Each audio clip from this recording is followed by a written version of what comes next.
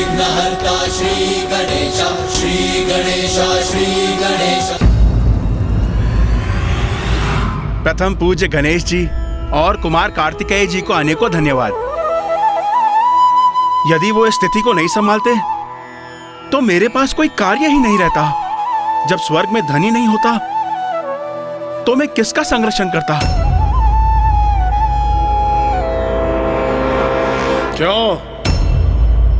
क्या कहा था तुमने कि हम सब देवताओं को यमलोक भेजोगे और हम सभी तुम्हारे आदेश पर वहां आत्माओं की गिनती करेंगे। अब देखो, स्वर्ग तो तुम्हारे हाथ से गया ही, लेकिन अब पाताल लोक भी तुम्हारा नहीं रहा।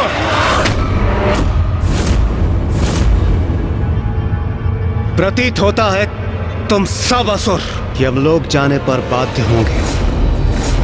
चिंता मत करो, मैं यमराज से कह देता हूं, वहां जाकर मृतात्माओं के साथ ये चौसर की क्रीड़ा करना। क्यों मित्र शुंभ, विचार उचित है ना?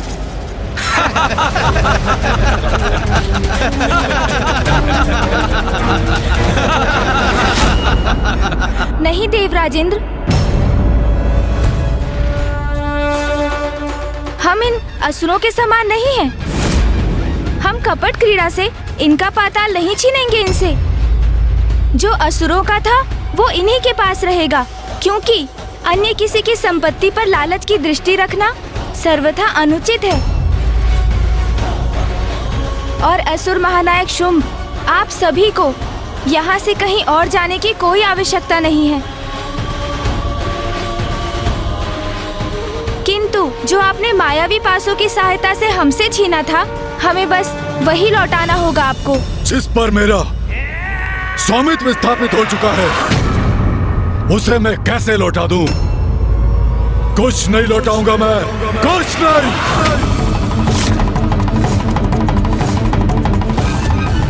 उचित है असुर महानायक शुंभ का निर्णय। हमारे जैसे महायोद्धाओं के होते हुए इन भीरू देवताओं को कुछ लौटाने की आवश्यकता नहीं। युद्ध करना होगा तो वो भी करेंगे हम, किंतु असुरों की इस विजय को पराजय में परिवर्तित नहीं होने देंगे। कदाचित अब इन देवताओं को अपनी सम्मिलित शक्ति का परिचय देना ही होगा हमें। ये दुष्ट तो युद्ध करने को आतुर है। असुर महानायक शुंभ, हमारे मध्य जो नियत हुआ था, जो शर्त थी, उसे तो आपको पूर्ण करना ही चाहिए। और वैसे भी छल से प्राप्त विजय मिथ्या विजय थी आपकी। इसलिए उस विजय के अनुसार आपको जो भी प्राप्त हुआ, उन पर आपका स्वामित्व अनुचित है। मेरे ही राजभवन में सत्य असत्य, उचित अनुचित का उपदेश देने की, उद्दंडता करने का दुस्साहस कैसे कर रहे हो तुम? शर्त वर्त निरर्थक है। मेरा निर्णय तो स्पष्ट है। जो कुछ मैंने इन देवताओं से छीना है, मैं कभी नहीं लौटाऊंगा, कभी नहीं, क्योंकि अब देवराज मैं हूं।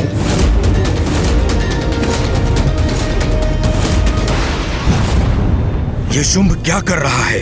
सर्वथा अनुचित है इसका क्रोध के आवेश में बहना। इसका परिणाम भयंकर भी हो सकता है। उचित आचरण का तनिक भी ज्ञान नहीं है इन असुरों को। अतिथि के साथ ऐसा व्यवहार तो प्रथम बार देख रहा हूं मैं। सबको बंदी बना लो, कारागृह में सबको बंद कर डालो और इस गणेश को बेड़ियों में जकड़कर मेरे पास खींच कर इसके प्रत्येक दांव का उचित प्रतिशोध लूंगा मैं। महादेव पुत्र प्रथम पूज्य गणेश जी के साथ ऐसी उद्दंडता, ऐसा कर कदाचित शुंभ अपने विनाश को आमंत्रित कर रहा है।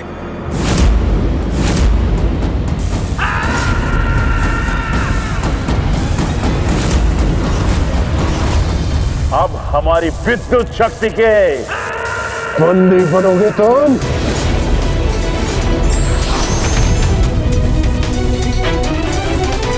नहीं भैया, आप कुछ मत कीजिए। क्यों रोक दिया गणेश ने मुझे? मुझे इनसे निपटने दीजिए।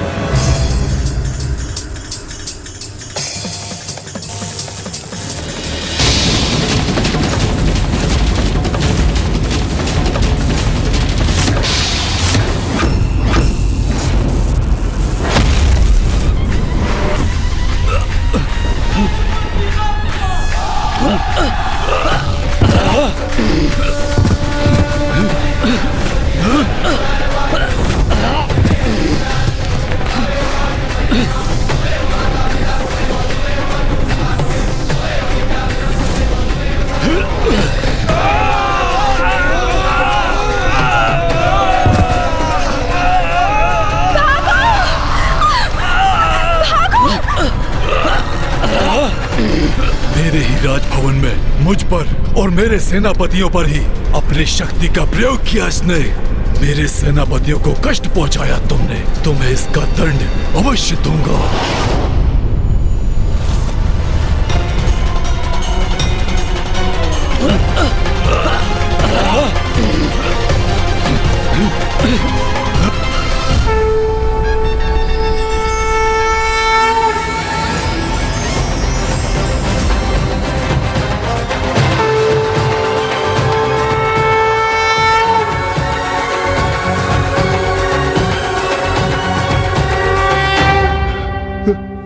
ये कैसा प्रकाश है?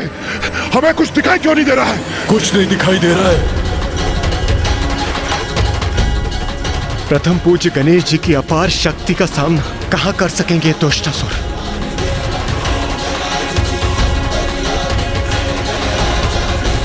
ये कैसा दिव्य प्रकाश है जिससे मेरे नेत्र चौंधिया रहे हैं?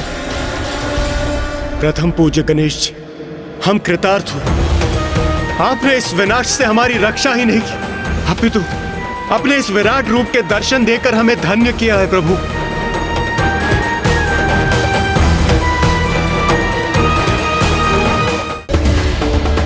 सृष्टि पर जब बढ़ा असुरों का अत्याचार, तब गणेश ने लिया विनायकी अवतार। जानिए गणेश के इस अनुपम रूप की कहानी।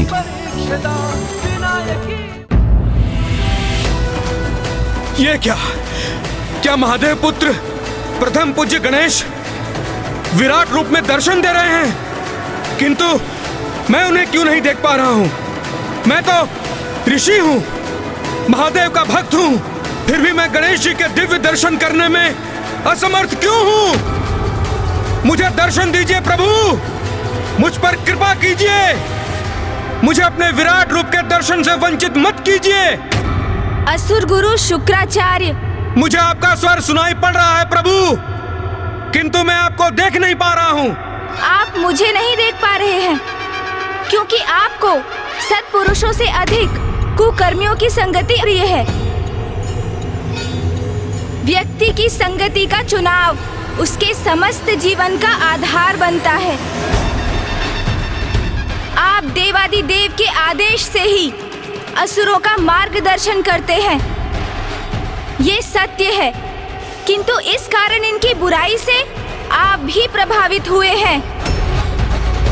जिस बुराई की काली माँ के छींटे आपके मन पर भी पड़े हैं, इसलिए मेरे दर्शन हेतु आपको अपने मन को पवित्र करना होगा। महादेव के नाम का उच्चारण कीजिए। ओम नमः शिवाय, ओम नमः शिवाय, ओम नमः शिवाय, ओम नमः शिवाय।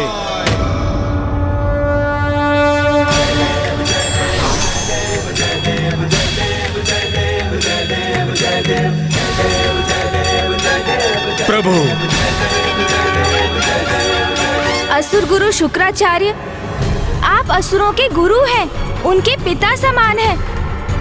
उनका मार्गदर्शन कर उनको विजयी बनाने का यथासंभव प्रयास करना आपका कर्तव्य है, किंतु ये तो अब आपको भी समझ जाना चाहिए कि छल का मार्ग अपनाकर आप अपने उद्देश्य में सफल नहीं हो सकते। आज आप ये क्या करने जा रहे थे? चौसर के दांव से, द्रुत क्रीड़ा से देवराज इंद्र के इंद्रासन, उनके पद और उनके स्वर्ग को उनसे छीनने जा रहे थे। आज के पूर्व भी अनेकों देवासुर संग्राम हुए हैं और असुरों ने आपके मार्गदर्शन में स्वर्ग पर अपना अधिकार स्थापित करने का प्रयास किया है। किंतु आज का ये छल तो अत्यंत अनीतिपूर्ण और निकृष्ट कृत्य था। आपके चरित्र का इतना पतन कैसे हो सकता है असुर गुरु? और इसमें जितना दोष असुर गुरु शुक्राचार्य का है, उतना ही आपका भी है इंद्रदेव।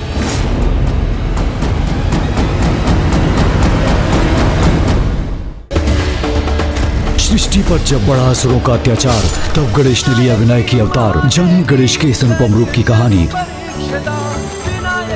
हाँ इंद्रदेव, और यहाँ ये भी कहना आवश्यक है कि इस द्रुत क्रीड़ा के संचालक असुर गुरु शुक्राचार्य जितने दोषी हैं, उतने दोषी आप भी हो गए हैं इसमें सम्मिलित होकर। जैसे ही चौसर की क्रीड़ा द्रुत क्रीड़ा अर्थात जुए में परिवर्तित हुई, आपको उसे उसी समय रोक देना चाहिए था इंद्रदेव। कोई बालक नहीं, देवराज है आप। आप अपना विवेक कैसे खो बैठे? देवराज होकर जुए में कैसे फंस सकते हैं आप? आपको तनिक भी ज्ञात नहीं कि द्रुत क्रीड़ा का, जुए का तो एक ही संभव परिणाम है, व्यक्ति का पतन, जो आज आपके साथ भी हुआ। यहाँ देवराज बनकर आए थे आप, किंतु देखते ही देखते अपना सर्वस्व दांव पर लगा दिया आपने। मान, मर्यादा, पद, संपत्ति, अपना सब कुछ खो बैठे आप। और उससे भी अधिक दुख की बात तो ये है इंद्रदेव, उनको भी दांव पर लगा दिया जिन पर एकमात्र आपका अधिकार नहीं, सभी देवी देवताओं का भी सम्मिलित अधिकार है। और इतना ही नहीं, आपने तो अपनी माता, हम सबकी माता माँ कामधेनु को भी दांव पर लगाने में संकोच नहीं किया। आपको तो स्वयं पर लज्जा आनी चाहिए इंद्रदेव। स्मरण रहे, द्रुत क्रीड़ा अर्थात जुए की क्रीड़ा में जो भी सम्मिलित हुआ है, उसने सदा अपने पतन का मार्ग निर्धारित किया।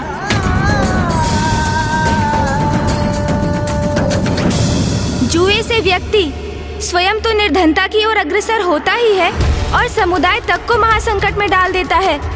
उसी प्रकार जिस प्रकार इंद्रदेव ने स्वर्ग और सभी देवी देवताओं को विपत्ति के मुख में धकेल दिया।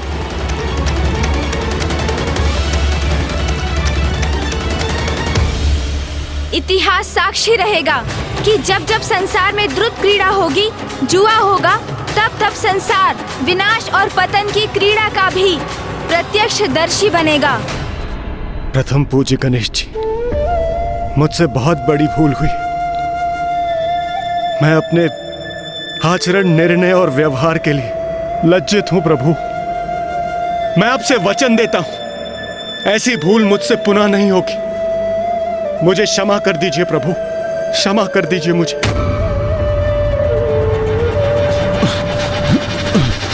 ये क्या हो रहा है? असहनीय पीड़ा हो रही है मुझे। प्रतीत होता है दृष्टिहीन हो जाऊंगा मैं।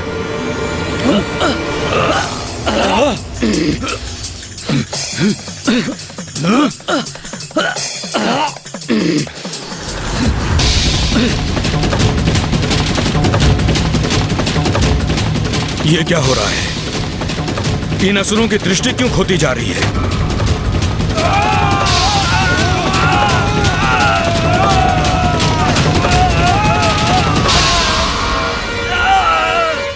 मेरे इस विराट रूप में मेरे दर्शन सभी के लिए संभव नहीं है असुर गुरु शुक्राचार्य। इन असुरों की संगति के कारण आप भी मुझे नहीं देख सकते थे, किंतु महादेव के नाम के जाप से अपना मन शुद्ध कर आप मेरे पंचमुखी रूप के दर्शन करने के योग्य बने। और ऐसा इसलिए हुआ क्योंकि आप एक ऋषि हैं, अन्यथा मेरे दर्शन प्राप्त करने में तो देवताओं को भी कठिनाई हो रही है। सत्य तो ये है कि जो मन, वचन और कर्म से शुद्ध है, जिनका मेरे प्रति भक्ति भाव है, वही इस रूप में बिना कष्ट पाए मेरे दर्शन कर पाते हैं।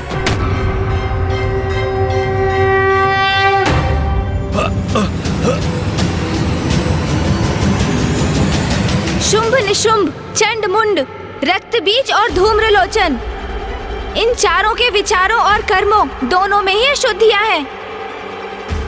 इसलिए उनके नेत्र मेरा तेज नहीं सहन कर पा रहे हैं, और यदि वो मुझे देखने का प्रयास करेंगे तो कुछ समय के लिए वो दृष्टि विहीन हो जाएंगे।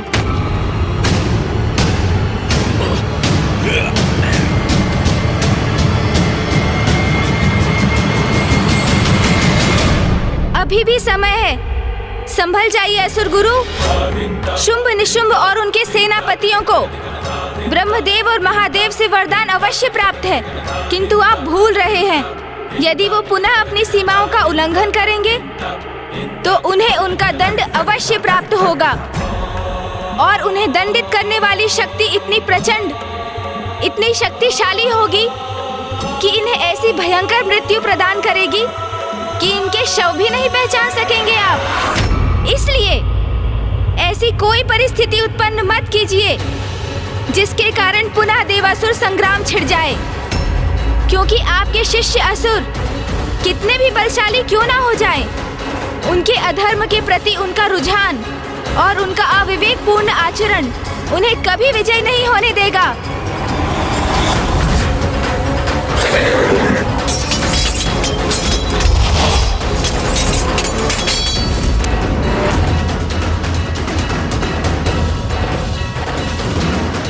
दया कीजिए, हमारी रक्षा कीजिए।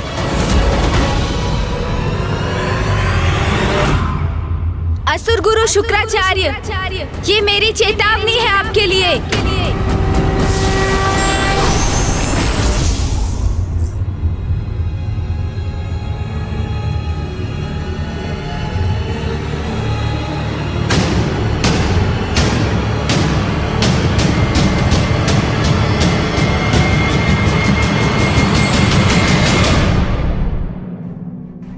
भैया, अब हमें लौटना चाहिए।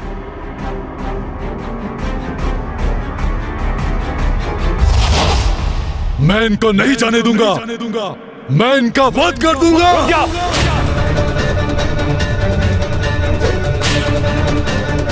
शुंभ, इन्हें रोकने का प्रयास मत करो, जाने दो इन्हें।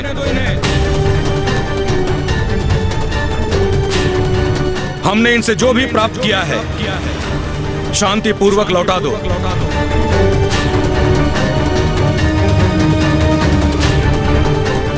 गणेश की चेतावनी से असुर गुरु अभी तो प्रभावित प्रतीत हो रहे हैं, किंतु ऐसा कब तक रहेगा?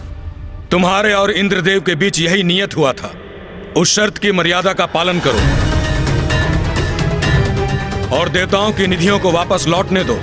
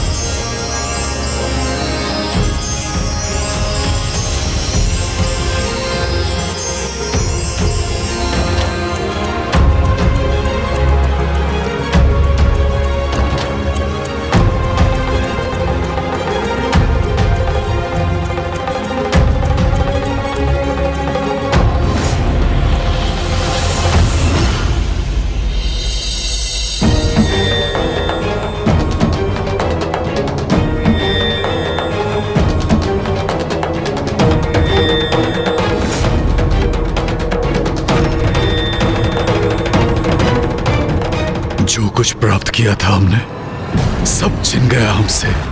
हमारा पाताल पुनः अपनी समृद्धि खो रहा है।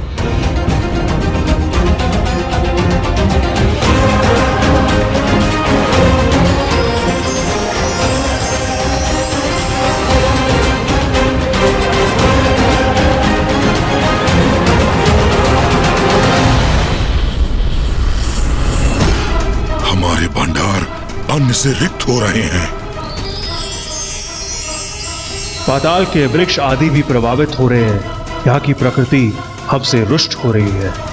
कल्प वृक्ष के स्वर्ग लौटने से पुनः वंचित हो गए हैं हम।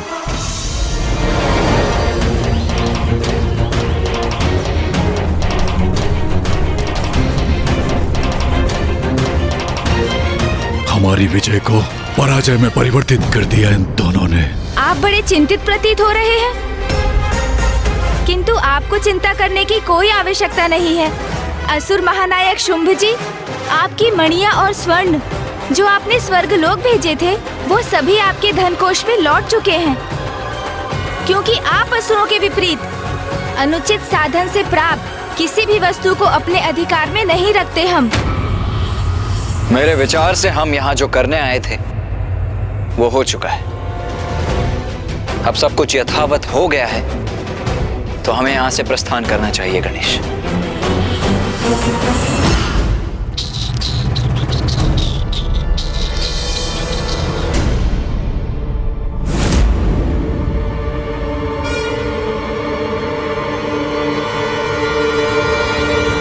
अरे ये क्या, गणेश जी और कुमार कार्तिकेय जी ने तो भोजन तक स्वीकार नहीं किया।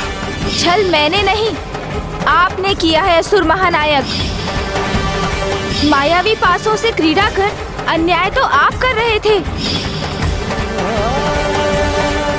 कदाचित उन्हें आरंभ से ही ज्ञात था कि यहाँ देवताओं के साथ छल हो रहा है, और ऐसे स्थान पर आतिथ्य स्वीकार कर भोजन ग्रहण करना उन्हें कदापि स्वीकार नहीं होगा।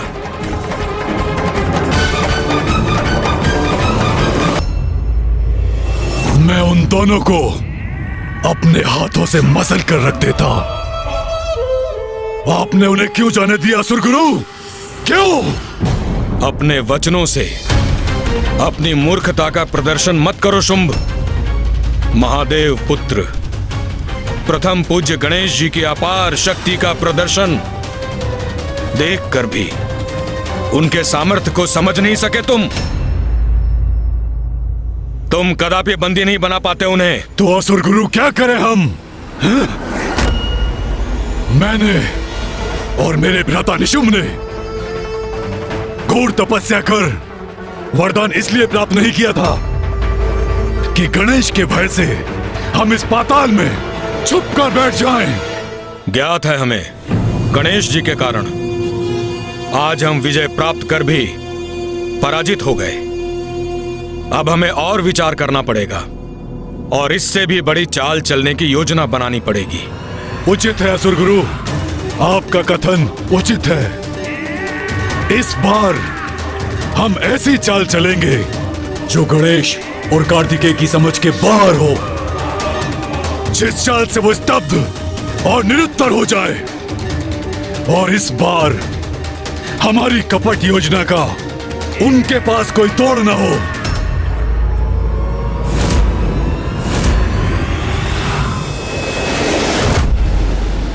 सत्य है, विघ्नों को दूर करते हैं आप। विघ्न कोई भी हो, पर अपनी दिव्य शक्ति और सूझबूझ से उसका हल ढूंढ ही लेते हैं विघ्नहर्ता गणेश जी। उन असुरों से स्वर्ग की रक्षा आपने और कुमार कार्तिकेय ने की, अन्यथा देवता तो स्वर्ग गंवा ही बैठते। अधर्म युक्त क्रीड़ा से असुरों ने स्वर्ग पर अपना अधिकार जमाने की चेष्टा की थी, जो सर्वथा अनुचित था ऋषिवर, और अनुचित को उचित बनाना तो हमारा कर्तव्य है। किंतु अब हमें और भी सतर्क रहना होगा, क्योंकि अपनी ही राजसभा में हुए अपमान का प्रतिशोध लेने शुंभ अवश्य आएगा। देवताओं को परास्त करने में अपनी संपूर्ण शक्ति झोंक देगा वो, और मैं और गणेश प्रत्येक बार देवताओं की रक्षा नहीं कर सकेंगे, क्योंकि हमारे भी हाथ बंधे हुए हैं। अंततः शुंभ और निशुंभ का वध माता के हाथों ही होना है। अब किसी भी प्रकार हमें माता को लौटाकर लाना ही होगा। क्यों गणेश, उचित कह रहा हूं ना मैं?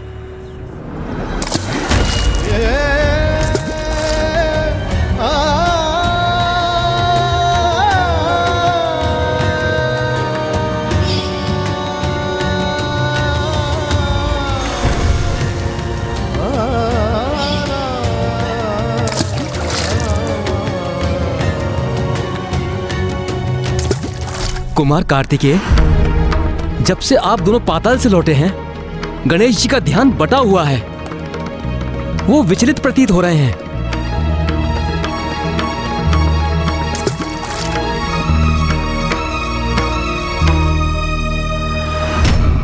अवश्य ही गणेश को मां का स्मरण हो रहा होगा। कुमार कार्तिकेय, जब माता के दूर होने से मैं ही इतना व्यतीत हो रहा हूं, तो आपके और गणेश जी की पीड़ा का तो अनुमान लगाना भी कठिन है।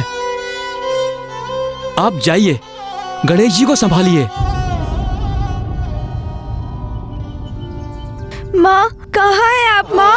मुझे रह रहकर आपका स्मरण हो रहा है माँ। आपसे भेंट करने की प्रबल इच्छा हो रही है माँ। आप जहाँ भी हैं, मैं स्वयं आपके पास आ जाऊंगा माँ। बस मुझे एक संकेत तो दीजिए माँ। मुझे बताइए माँ, मैं कहाँ और कैसे पहुँच सकता हूँ आप तक? बताइए ना माँ, बताइए माँ। माँ,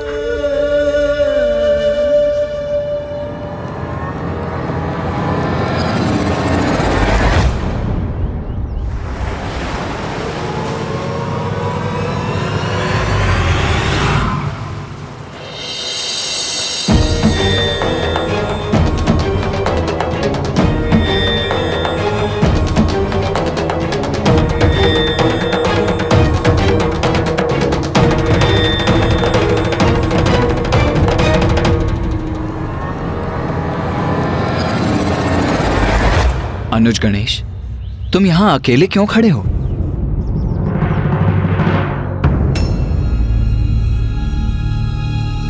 क्या हुआ गणेश? भैया, वो मुझे इस जलधारा में ये क्या देखा था मैंने?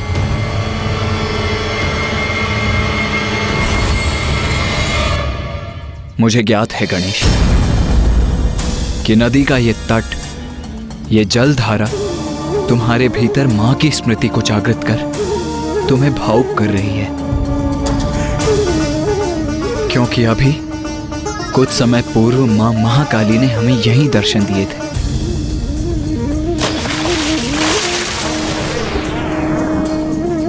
माँ से बिछोह की पीड़ा तो मुझे सता रही है भैया, किंतु मैं आपको ये कैसे समझाऊं कि मैंने अभी कितना विचित्र और रहस्यमय दृश्य इस जलधारा में देखा था। रहस्यमय और विचित्र? ऐसा क्या देखा तुमने गणेश? भैया, अभी अभी मैंने देखा कि नहीं, जो मेरी ही समझ के परे है, वो भैया को कैसे समझाऊंगा मैं? मुझे अभी इनसे कुछ नहीं कहना चाहिए। गणेश, तुम्हारे समान मां से दूर रहना मेरे लिए भी असहनीय है, किंतु स्मरण रखो अनुज, पिताश्री मेरे और तुम्हारे साथ से अधिक कुछ भी प्रिय नहीं है।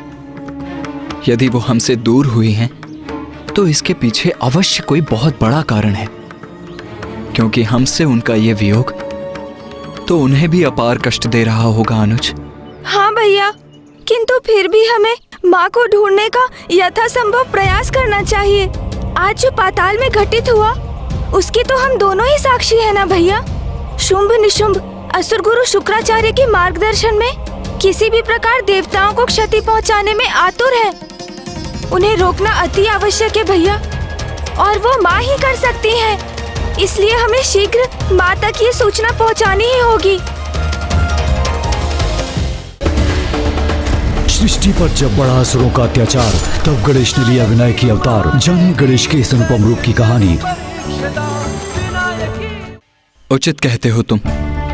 मेरी भी चिंता का कारण यही है। ज्ञात नहीं हम दोनों मिलकर कब तक देवताओं की रक्षा कर सकेंगे। मां का लौटकर इन असुरों का अंत करना अति आवश्यक हो गया है अनुज। किंतु भैया, माँ तो तभी लौटेंगी यहाँ जब हम उन्हें इस विकट परिस्थिति से अवगत कराएंगे। हाँ गणेश, इसीलिए अब अविलंब हमें मां को ढूंढने का प्रयास आरंभ करना चाहिए। मैं शीघ्र ही दक्षिण की ओर प्रस्थान करता हूँ। तो मैं उत्तर दिशा की ओर जाता हूँ भैया। उचित है गणेश।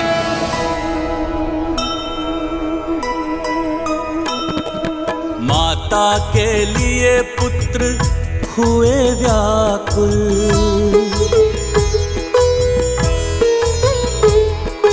ढूंढने को निकले होके आकुल। माता दरस का मन में ध्येया, दक्षिण में ढूंढे कुमार कार्तिकेया, उत्तर को जाए गजानन गणेशा, ममता बिन कुछ नहीं है शेषा।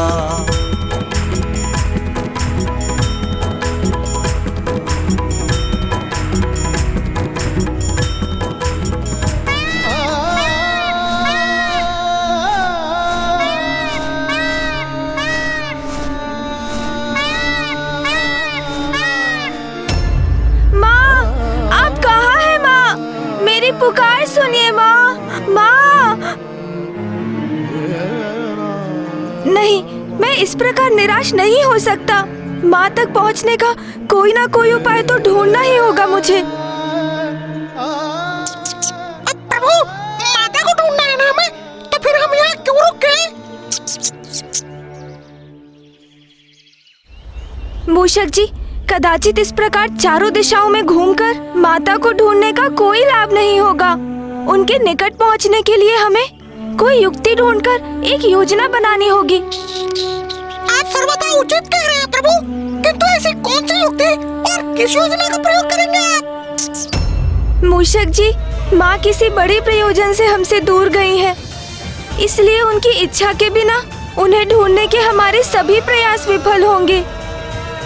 उनसे भेंट करने के लिए उन्हें स्वयं हमारे पास आने के लिए बाध्य करना होगा।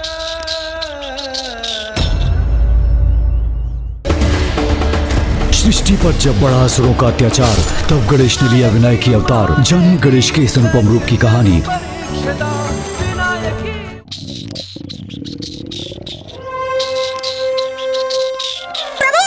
ये तो आपके भूखे होने का संकेत है, और भूखे रहेंगे तो आपकी बुद्धि कैसे कार्य कर सकेगी और योजना कैसे रचेंगे?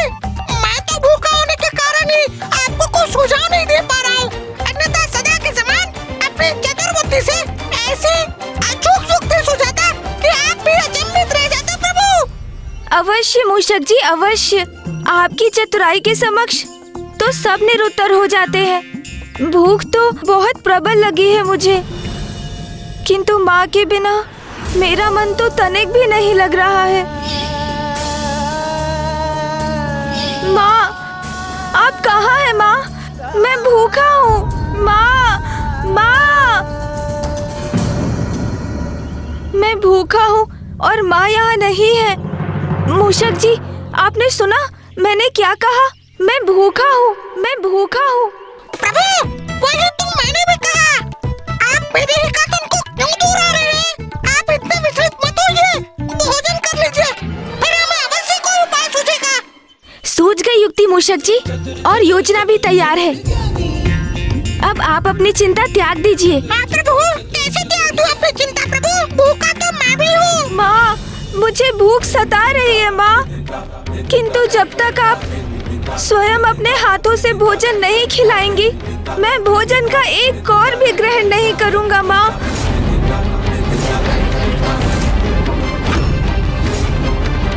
आप सुन रही है ना माँ? मैं बहुत भूखा हूँ, मैं बहुत भूखा हूँ, मैं बहुत भूखा हूँ। ये अचानक प्रभु को क्या हो गया? उनका इतना उदास स्वर तो मैंने कभी नहीं सुना। आप सुन रही है ना माँ? मैं बहुत भूखा हूँ। पुत्र गणेश, मेरा पुत्र पुकार रहा है मुझे। मेरा पुत्र भूखा है और अब तो उसने ये हट भी कर लिया। भोजन करेगा तो मेरे हाथों से। पुत्र,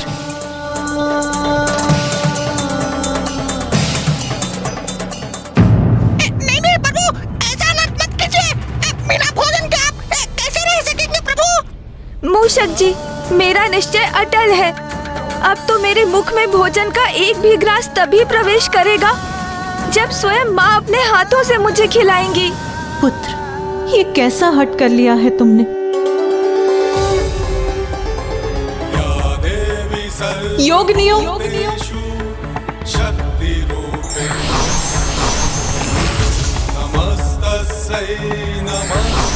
प्रणाम माता। मेरा पुत्र गणेश भूखा है उसके निकट जाओ, उस तक ये संदेश पहुंचाओ कि मैंने ही तुम्हें भेजा है, और उसे समझा बुझाकर भोजन कराओ। जो आज्ञा माता।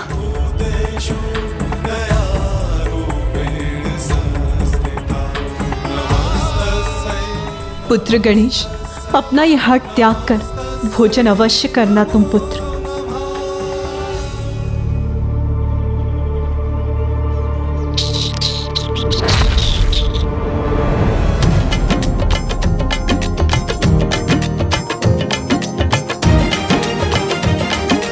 नहीं मूषक जी, आप कितना भी प्रयास कर लें, मैं ऐसे भोजन नहीं करूंगा। चाहे कुछ भी हो जाए, किंतु आज मैं तनिक भी लालच में नहीं आऊंगा। भोजन तो माँ के हाथों से ही करूंगा मैं।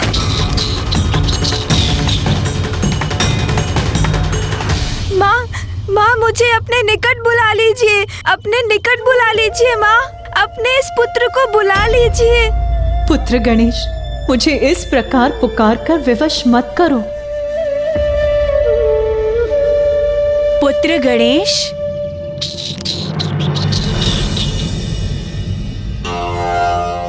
पुत्र, हम 64 योगिनियां तुम्हारी माता के ही अंश हैं।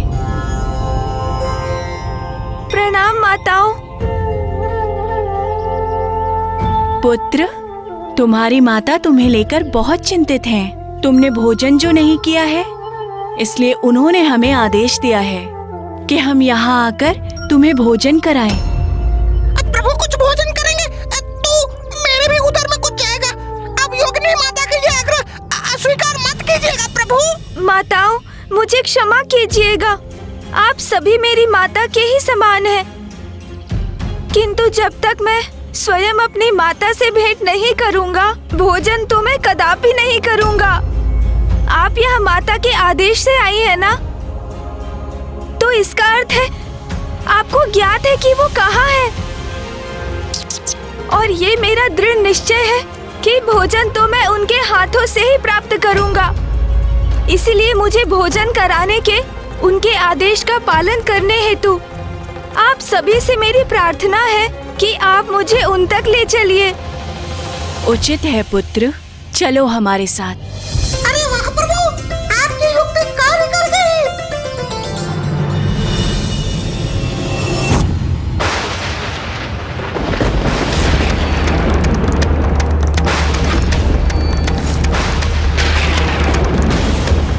ये स्वर्ग के शांत आकाश में अचानक ये विद्युत रेखा कहां से उत्पन्न हो गई?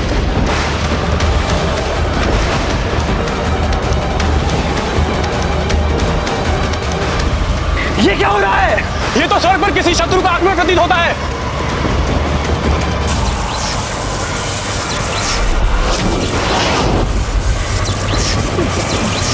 अरे ये कैसे बंधन में बंध गए हम?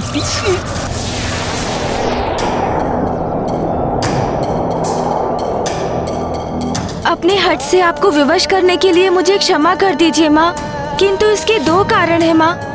एक, आपसे भेंट करने का मेरा निजी स्वार्थ, और दूसरा जो मेरे स्वार्थ से कहीं अधिक महत्वपूर्ण है, वो है जगत कल्याण माँ।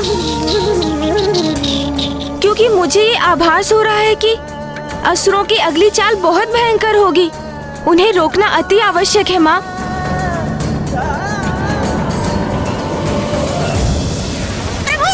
इस मेघ में तो मुझे भी कुछ दिखाई नहीं दे रहा है। मूषक जी, दिखाई तो मुझे भी कुछ नहीं दे रहा, किंतु ये योगिनी माताएं हमारा मार्गदर्शन कर रही है ना, तो चिंता किस बात की। बस आप उनके पीछे चलिए। उचित है प्रभु।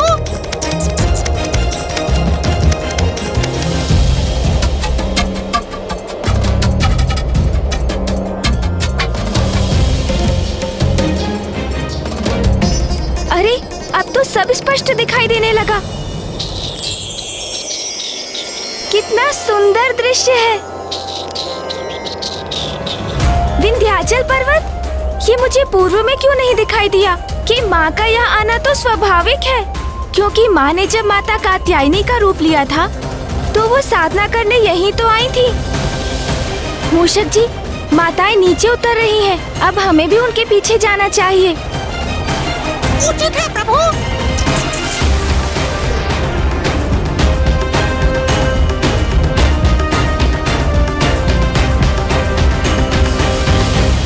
माँ, अब शीघ्र ही आपके दर्शन प्राप्त होंगे मुझे।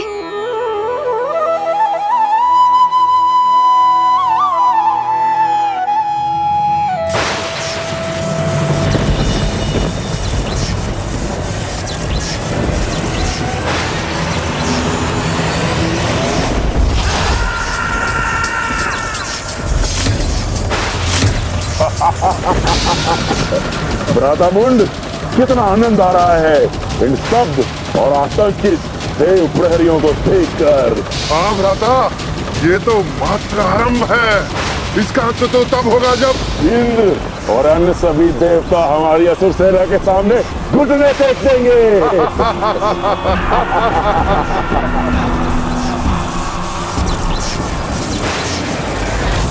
लो पुत्र गणेश, हम तुम्हें तुम्हारी माता के समीप ले आए। अब तुम उन्हीं के हाथों से भोजन करना। चलो आओ पुत्र। मूषक जी, भैया माँ को दक्षिण दिशा में ढूंढ रहे हैं। आप उनके पास जाइए और उन्हें बताइए कि माँ यहाँ है और उनको यहाँ लेकर आइए। उचित है प्रभु। जाइए आप मूषक जी, शीघ्र जाइए। चलिए माताओं।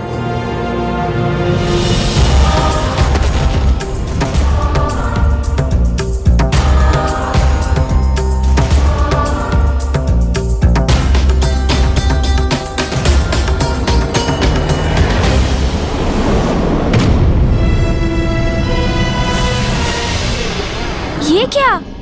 ये तो जैसे योगिनी माता इस पार से उस पार चले गई। ओह, प्रतीत होता है यहाँ ये अदृश्य द्वार है। माँ अवश्य उसकी दूसरी ओर होंगी, अर्थात बस कुछ ही क्षणों में मैं माँ के निकट पहुँच जाऊंगा।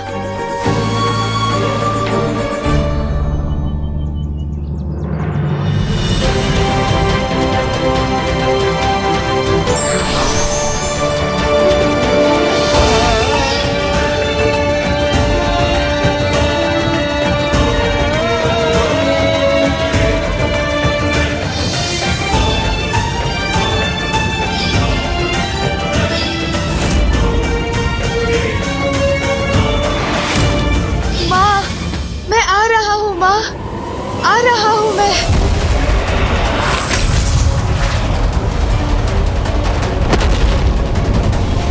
ये कैसा अवरोध है जो मुझे मेरी माँ से भेंट करने से रोक रहा है? इससे पूर्व असुर किसी नवीन कुटिल योजना को मूर्त रूप दे, उससे पूर्व ही मुझे हर अवरोध को पार करके माँ से मिलना होगा, अन्यथा बहुत विलंब हो जाएगा।